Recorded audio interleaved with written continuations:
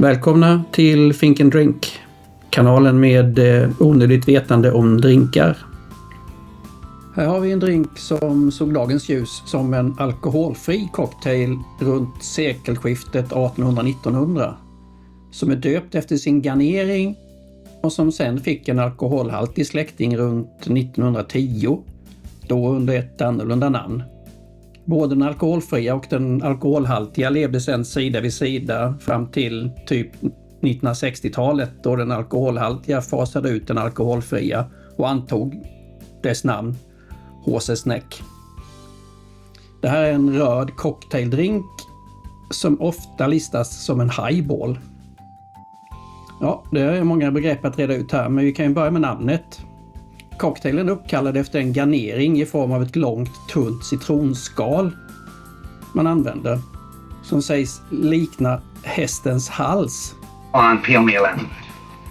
Go on, peel it, you know, round and round and round and round and round for the cockeyed horse's neck.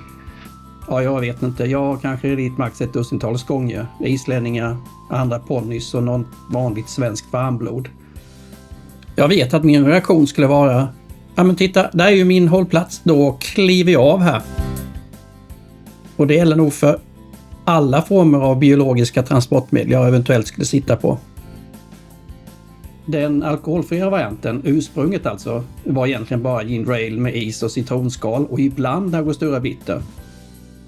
Ginger ale är ju en med ingefära smaksatt läsk som skapades som ett alkoholfritt alternativ till ginger beers eller ingefärsöl.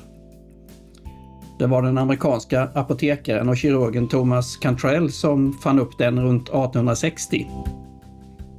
Men den vi dricker mest idag skapades 1904 och fick sitt patent godkänt 1907 av en annan apotekare, kanadensaren McLaughlin.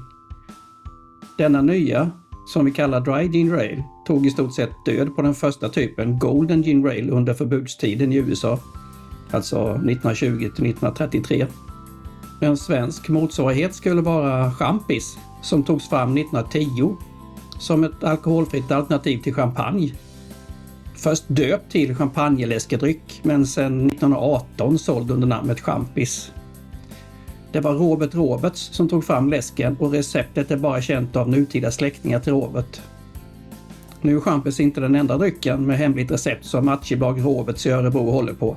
Julmust är också en läsk från detta företag. Det var Roberts son Harry Roberts som tog fram ett alkoholfritt alternativ till öl och porter. Idag är det bara 3 personer från AB Roberts som känner till de exakta ingredienserna. AB Roberts i Örebro har i stort sett 100% av julmustmarknaden genom att det är deras extrakt som används av alla stora märken som säljer julmust. Och jag måste väl runda av med Pommac, ännu en svensk läsk som är tänkt att vara ett alkoholfritt alternativ till champagne. Namnet Pommac är en kombination av pom från champagnens Pommery och ack som i konjak. Det var Anders Lindahl som lanserade Pommac 1923 på Göteborgsutställningen. Jag väljer att strunta i att berätta om angostura bitter. Det kommande avsnittet om drinken Trinidad Sour är ett mycket bättre tillfälle för det. Ni som kan receptet fattar, annars blir det väldigt uppenbart när jag släpper avsnittet. Innan jag släpper den alkoholfria varianten har jag en liten historia till.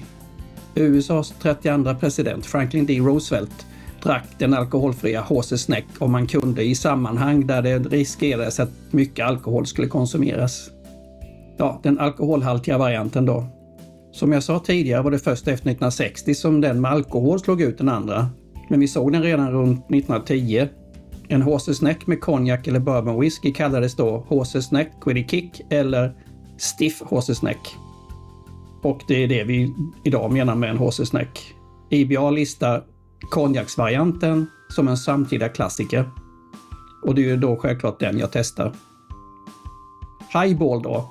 Ja, jag är lite sugen på att hoppa över definitionen av drinktypen highball. För man blir lite lätt förvirrad när man kollar på definitionen. Men det här avsnittet är ju redan så långt så jag väljer att fortsätta med H.C. Snäck i nästa avsnitt. Till nästa gång, skål och mixa lugnt.